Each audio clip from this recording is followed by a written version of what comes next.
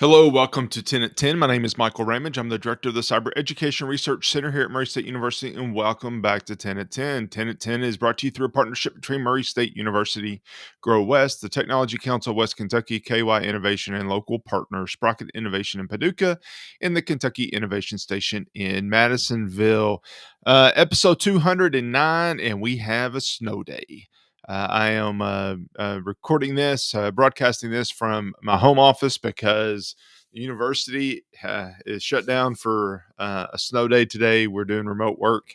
But I definitely wanted to share a few things today because I came across an article that I thought was, or a report that was really interesting with some interesting statistics in there, maybe alarming statistics in there about really how the threat landscape is evolving just a little bit.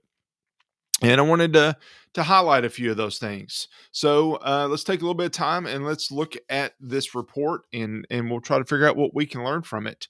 Um, January 2025 Cloud and Threat Report from Netscope came out. Has a lot of really interesting information, and the link will be in the show notes. But um, I would encourage you to take a look at it if you haven't looked at it before. But let me share a couple of lessons from it. First of all, social engineering risk. There was a time when your computer getting infected with a worm or virus or malware was the thing, and that's still a thing. But the risk that we're trying to stop in today's world is more about people are wanting your credentials. They want your Office 365 or your Microsoft 365 credentials. They're trying to get you to click on a link to steal your credentials. This highlights that 8.4 out of every 1,000 users are clicking on links in a phishing campaign. 8.4 out of 1,000 users. Now, what that means is that, okay, that's less than 1%. We're good. Less than 1%. When you're a bad guy and you're looking for somebody's credentials, you don't need a 75% return. You don't need a 50% return. You really just need a couple of people to click the link. This is triple last year's average. We'll get into why that is, but that's triple last year's average. That risk is there. That risk is growing. You've heard me hundreds of times talk about stop clicking the link. That is true. Stop clicking the link. But the bad guys are getting good at it, so we got to be careful. Top targets. First is cloud, and if you look at the chart on as at least as I'm looking at it on the left, top phishing targets by links clicked.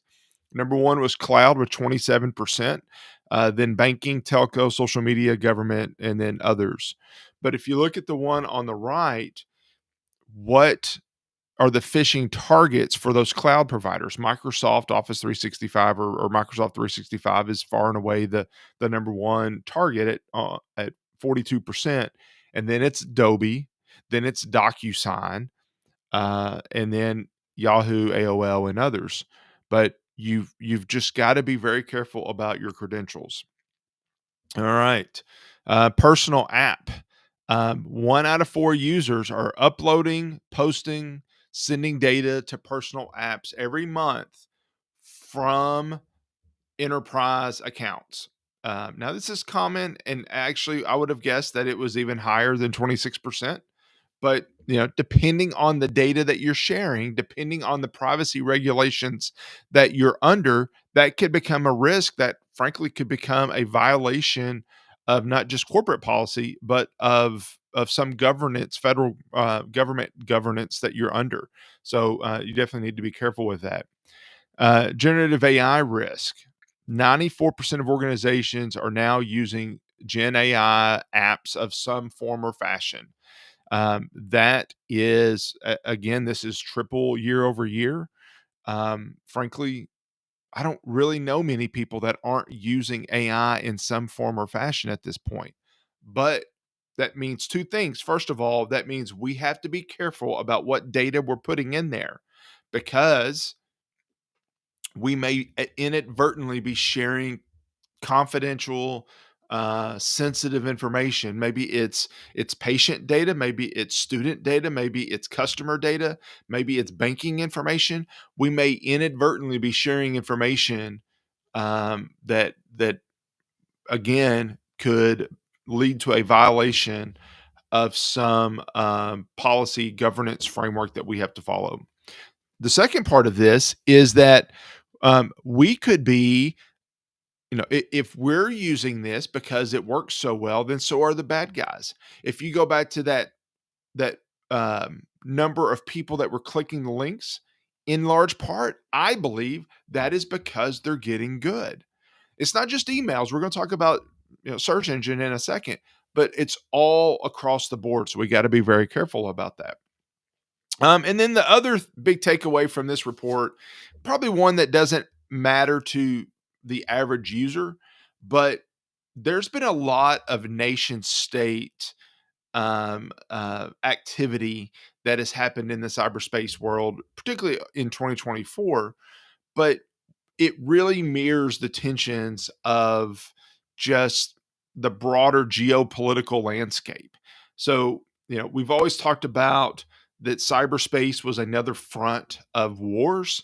It's also another front of just geopolitical maneuvering. Whether it's Chinese Salt Typhoon with the telcos that we've talked about, whether it's some Russian activity, there's just a lot of different things that are going on virtually in the cyber world that we're also seeing in the real world. So these four things I think are important lessons that we can take out of it. That's Netscope highlighted those as well. But I want to touch on in the last few minutes here. These are all screenshots of search engine results with malicious links in it. So they all look legit, but there's a couple of different ways that bad actors are getting their malicious links into search engine results.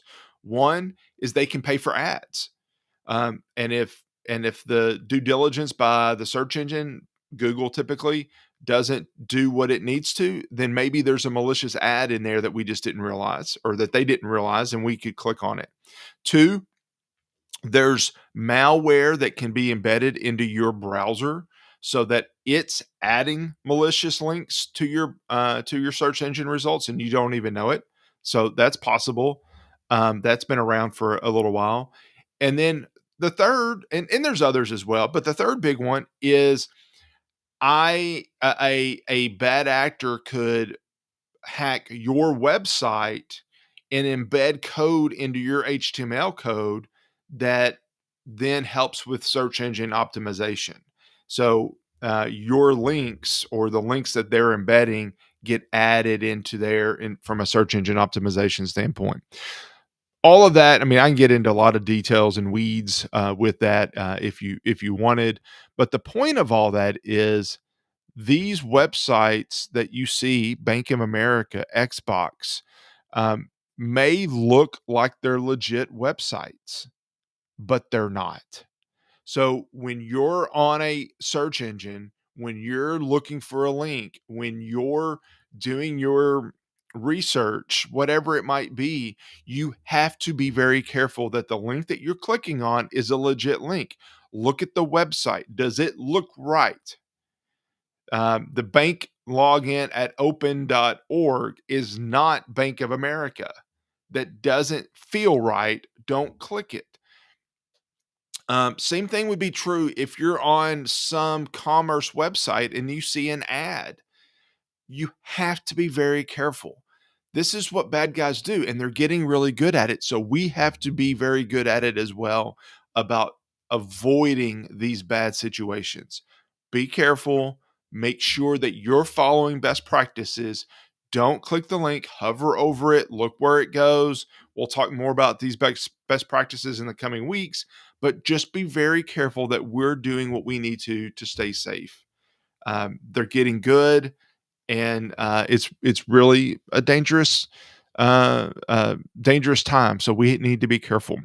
All right. I hope you found that interesting. I hope you took some of this information away and will consider that as you browse and search online. If you have any question, please don't hesitate to reach out to me. Thank you very much for the time, and I'll see you next week back here on 10 at 10. Thank you. Bye.